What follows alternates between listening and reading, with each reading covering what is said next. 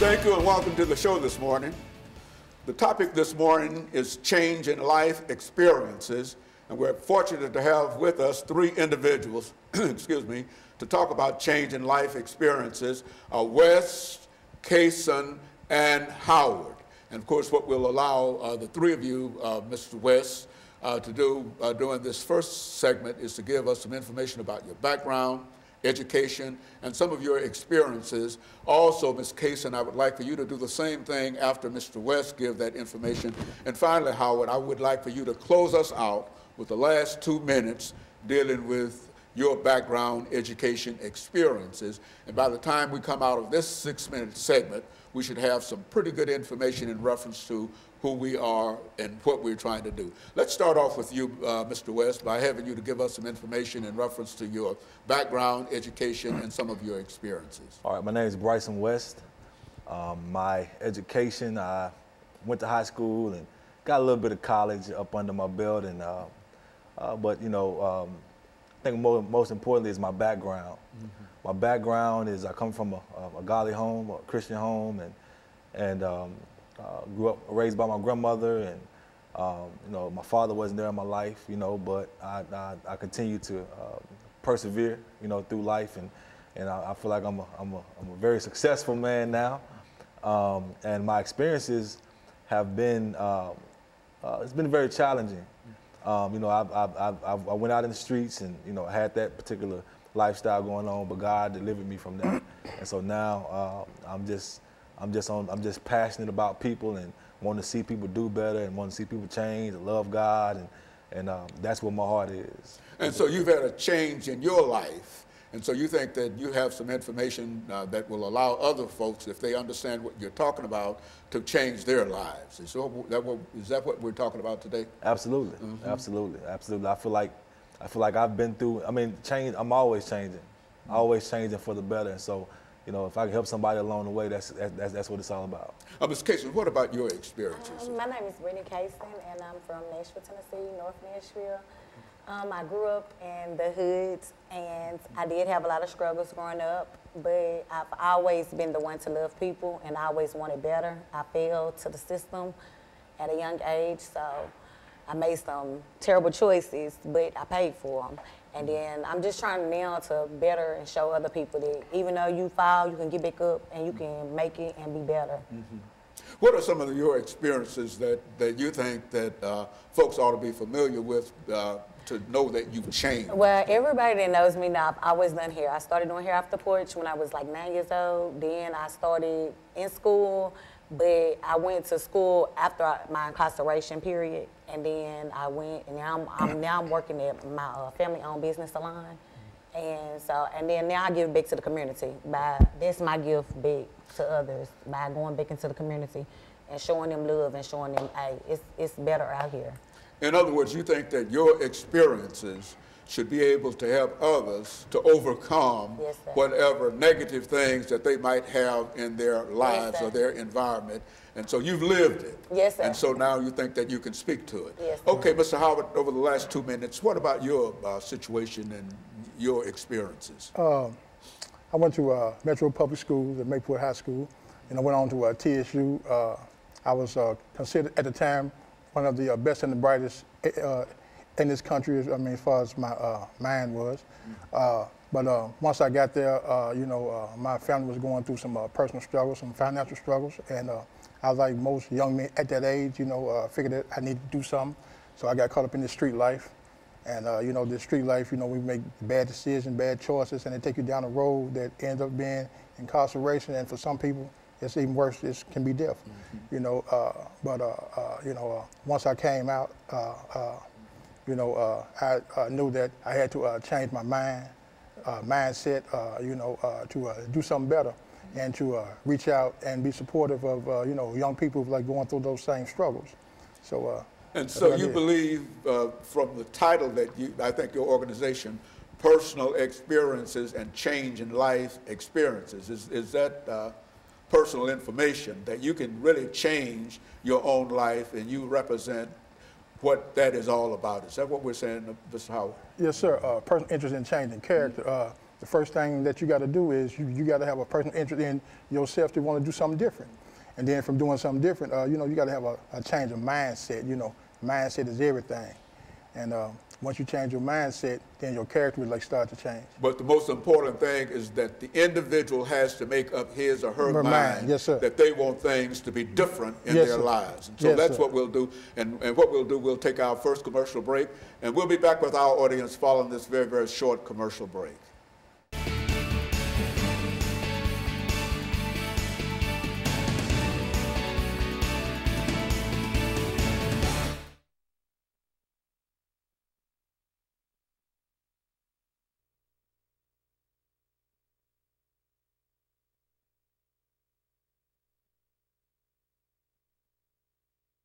Excellent. This is 6 minutes, okay? Okay. Now, this 8-minute segment, we want to talk about what you want to talk about during this 8-minute segment. You want to talk about, we could take 8 minutes to talk about your changes, how you went through those changes, and where you are now. We could give you 3 minutes to talk about that. We can also give you 3 minutes to lay out some of your problems and some of your changes that made you able to come to tell the world about your situation this morning. And of course, Mr. Howard, you can do the same thing. That's what we want to do now, because I think you've demonstrated that it is possible to change. Yeah. But now, solidify that by saying that this is what happened to me, you see, and then tell that story, you see. And so, we've got 8 minutes. And that's about 2 minutes, 2 minutes, 2 minutes again. And then we'll have that last 2 minutes, because you might go over 2 minutes, you see. But, you know, keep it within that range, and then we'll have 8 minutes with that. And then the last segment, we'll have 10 minutes. And then we can branch out further in reference to it. But talk about yourself. Talk about why you have changed your life. You said what it means to you. All right? And so we'll call it personal interest and change in life experiences. I see what it means now. See, but that title is I see that. That happens all the time. You know, I can tell my own experiences. Yes, sir. You know, I mean, and you would believe. No, I believe, because I used to hear them stories. You wouldn't. No, you wouldn't. You wouldn't believe. Dr. Hayner, when I had your class, you used to share them experiences. You wondered how I got alive. So like we don't know, you know what I'm saying? Because, you know,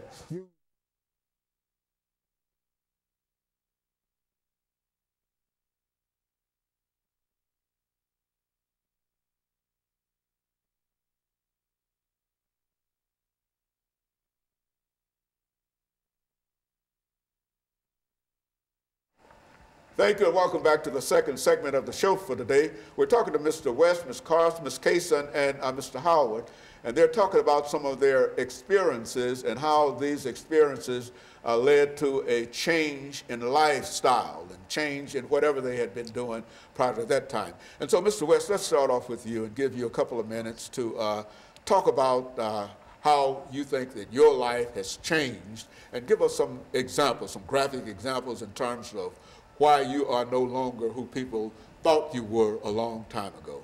Okay, well, my story is different. My story, I was raised right. You know, I was raised to do the right thing, went to church, and but I was still lacking something. You know, something was still missing. I knew I had a purpose for my life, and so what happened was I kind of put myself. I was self-sabotaging myself. I was putting myself in the streets when I knew I wasn't raised to be in the streets. And in that, I became more in depth in the streets. And it winded up just, drugs and alcohol and, everything that comes with that lifestyle, and it just got deeper and deeper, deeper until finally one day I just said, God, I'm tired. And once I got tired, I developed a personal interest within myself to say, you know what, something's got to change. And it wasn't nothing that I just surrendered, and so as I began to surrender my life, it wasn't an overnight process, but things began to change. I began to notice that, God began to reveal himself to me even more, let me know that he's real. I mean, I knew him from church, but I didn't have a personal experience with him in my life. And as he began to reveal himself more and more and more, I began to be able to see myself more clearer. And so I began to change. I began to change and come out of certain situations that I was putting myself in. And you knew that you were changing because other people reacted to you differently because of those experiences and those changes. Would you say that? Absolutely, absolutely, absolutely. I knew that I had changed because it was certain environments that I would try to go back to and I just didn't fit. I just didn't want to be there, you know, and it was like, it pushed me out of that, you know what I mean? Because I believe once you begin to wake up to who you really are, you know, you don't fit in those environments no more. You know, you can try to go back and do that same stuff, but then some kind of a way you'll wind up getting, you know, put right, you know, you'll get reminded that, hey, look, that ain't where you're supposed to be. Mr. Kaysen, there's an old song called The Things I Used to Do, I Don't Do No More. Now tell us about your situation in reference to that.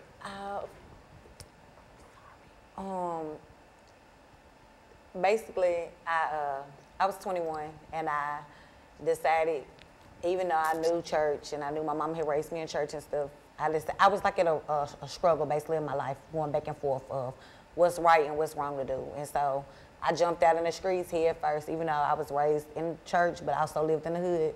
And so I decided to go rob and thought I was not gonna get caught and got caught.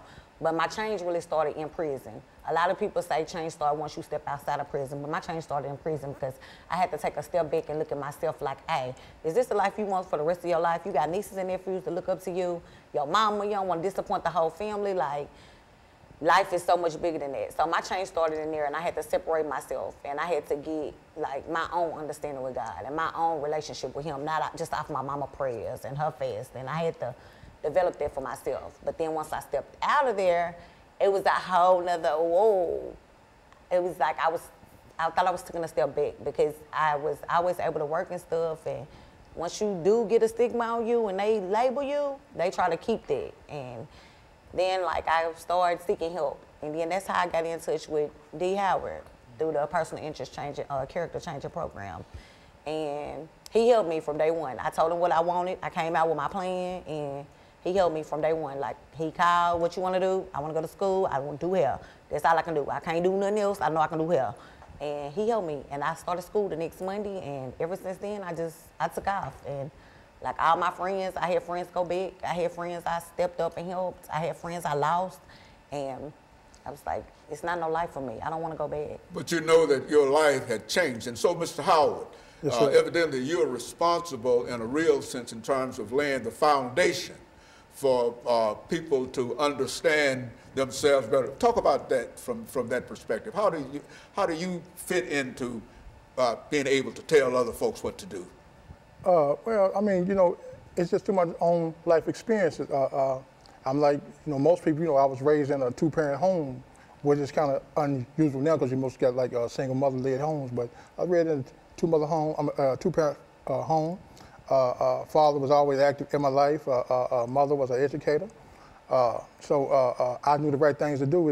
I just simply lost my way. But when I lost my way, the first time, you know, I just went back to the same things I already knew. But the second time, I knew I had to do something different. I had children. I had a grandchild.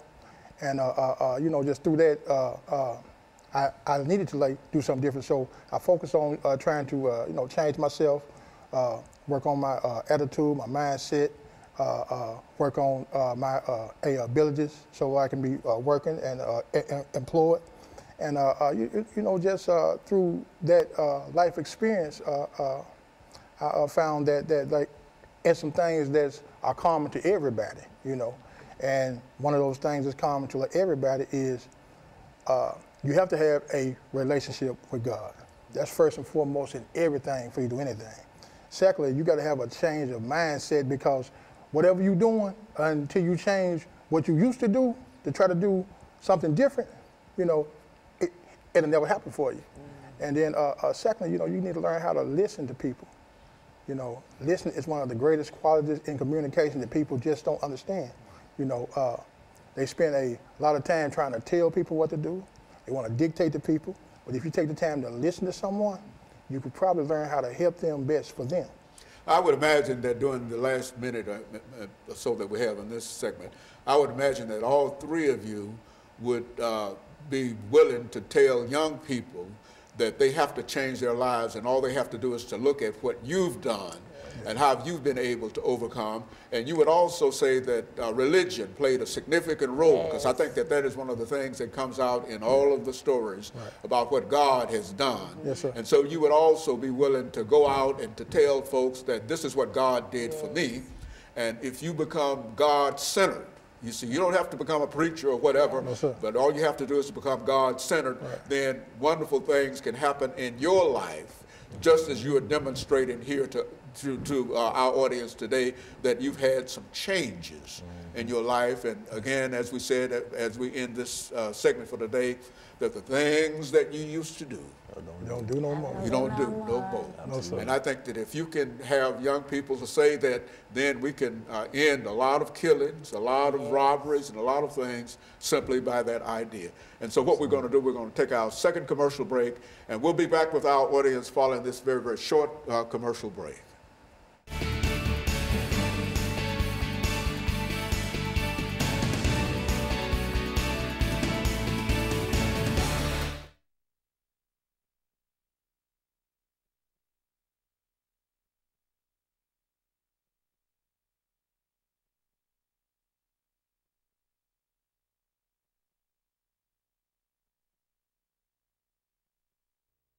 And what you want to do is to tell that's what you're trying to do, Howard. You're trying to get young people involved to tell that story. And I think what all three of you demonstrated is that you are using religion, God, what God has done. That God, and I know if Pastor Walker sent you, I know his story too. Right. And if he sent you, he can tell you that what God can do, and he's a proponent of what God can do in our lives. And individuals have to make up their own mind.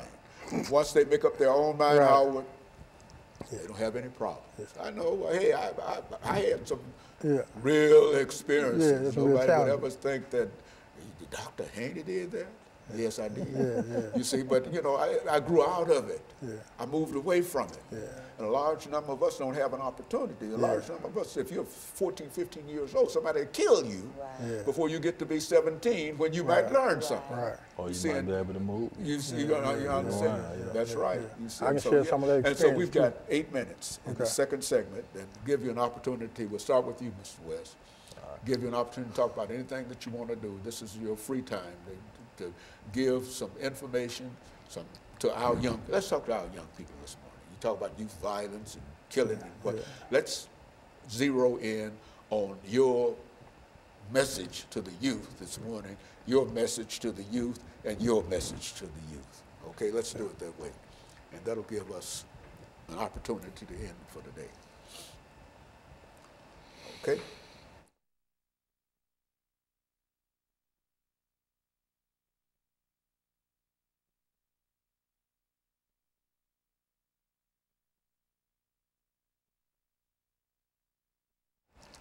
Thank you, and welcome back to the final segment of the show for today.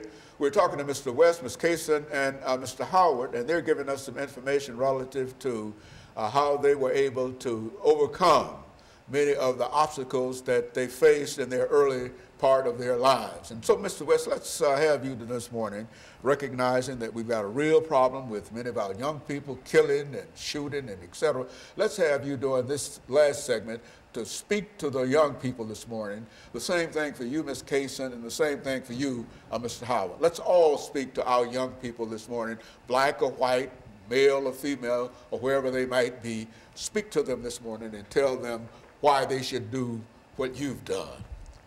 Like I said, you know, you got to surrender. You know what I mean? And I think a lot of times with our young people, you know, they're just so, everybody's trying to, you know, do something, you know, or they want their voice to be heard.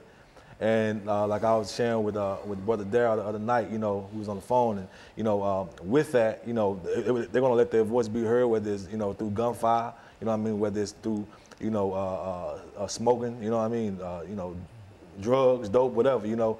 But you know, I want to let them know, man, that like you have a voice, you know what I mean, and your voice is powerful, you know, as a young person. And so, you know, just begin to realize, you know, for like we were saying, you know, you got to want it first, though.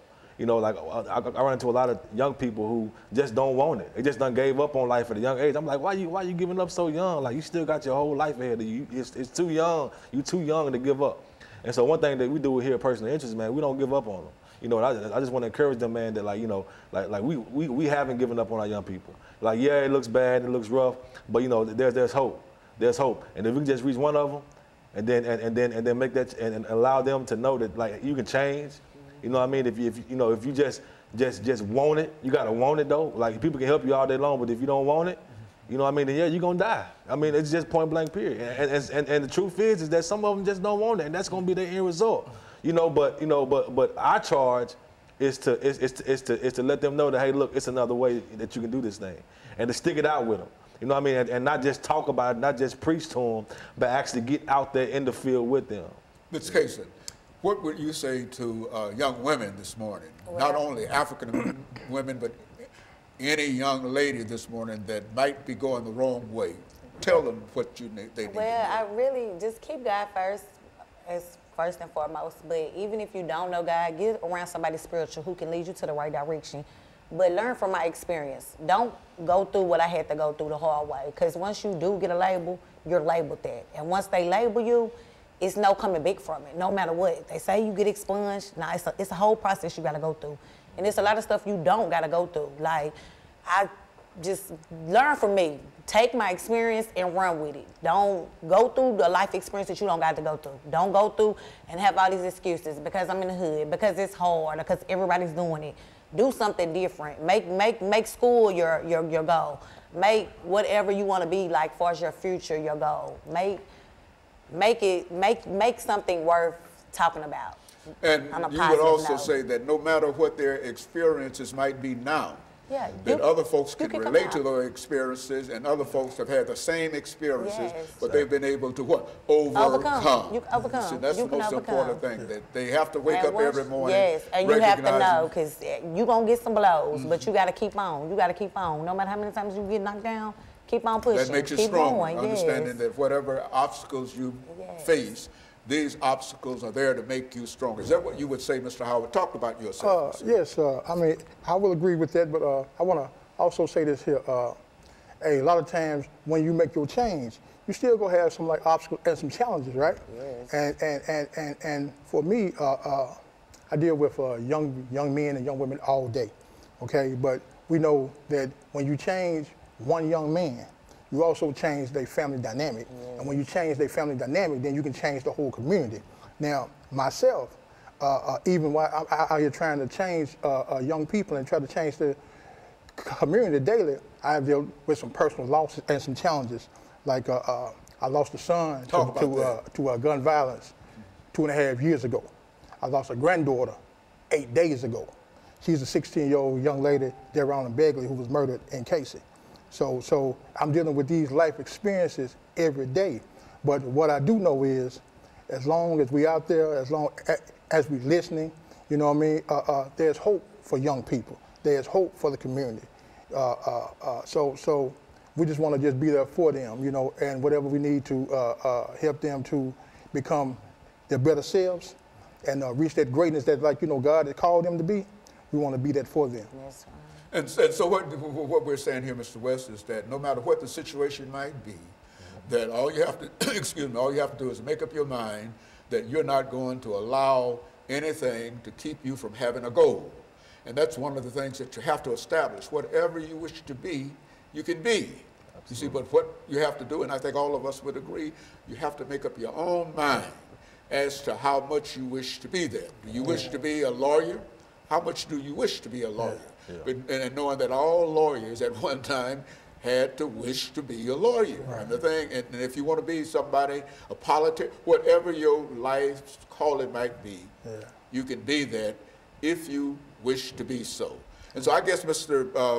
Howard, the main part of the organization itself is personal interest. You have to take a personal interest in yourself. And you got to invest in yourself. Vested interest in yourself, and that will change all of your life experiences, no matter what others around you might say. You have to continue that. Because then you can start to see the possibilities of who you can be. Things might not be well now. Yes, sir. But if you keep a vision and you have an idea that you can succeed, and you look around and you've put yourself in a crowd of individuals that have the same mindset. Yes, sir. The three of you are telling us that no matter what that situation might be, that you can succeed. Talk about that, Ms. Kaysen. Well, anything is possible. Like, and that's one thing that, because when you are in the system, they expect you to fail. They count on you failing. They got numbers on you, and you're a number to them. And so you have to have the mindset that, hey, anything is possible. Like, y'all saying this, but I'm going to take this. Y'all might tell me no 1,000 times. Somebody going to tell me yes. I'm not going to give up just because I get knocked down 1,000 times. That 1,001 time going to be that one time I get that yes. And it's nothing that's going to stop that. And then I'm not going to sabotage myself, and then I'm also not going to put myself in situations where I know it's going to take me back. Like some of my friends, I still love them, but I can't deal with them. Like I have to, hide by. See y'all, I'm praying for you. I'm going this way, y'all doing it. I'm doing this, y'all doing it. Like, it is like for real when they say you got to change everything, you have to change everything. Your people, your places, and you have to have a bigger mindset. Like, no matter what, I'm not going to give up. No matter what, that hope is always there. And when you know that hope is there, it's no turning back. And it's always going to be people. Daryl, you, Dr. Haney, Wiz, people that's going to come and help you and support you and, like, give you that push. Like, I can make it. I can keep going. It's hard, but keep on. Okay, Mr. Howard, close us out today for the last minute and a half we have here. Okay. Well, I would just encourage everyone, whatever you want to do in life, continue to work at it. Seek out people who can help you along your way. Education is always the key, and it's not always books. Sometimes it's job training. Sometimes it's job resource. Sometimes it's just life experiences and people who you have in your life can help you along your path so you can become who you want to be. And become familiar with some of the books and whatnot. Go to the library and find how to make friends and influence people. And follow something like that. And understand the concepts that are part of that and apply those concepts to your life. And you will find that slowly you will find that you are not doing the things that you used to do. And you can stand up proudly and tell people, Ms. Kaysen, the things I used to do. That's an old song, but and I think that if you can say the things I used to do, if those things were negative, you don't do no more. If you and by believing in that concept, reading some information about it, anything that you can do in order to further that idea and get that thought in your mind, you will be successful. And let me thank the three of you for coming by and giving us some information, not only us, but giving young people some information in terms of what they have to do and how they can do. And it's not, it's cheap in terms of financially. You don't have to have a lot of money to do this. But anyway, let me thank the three of you, and let me encourage our audience to tune in again next week for another informative edition of Comments. Thank you, and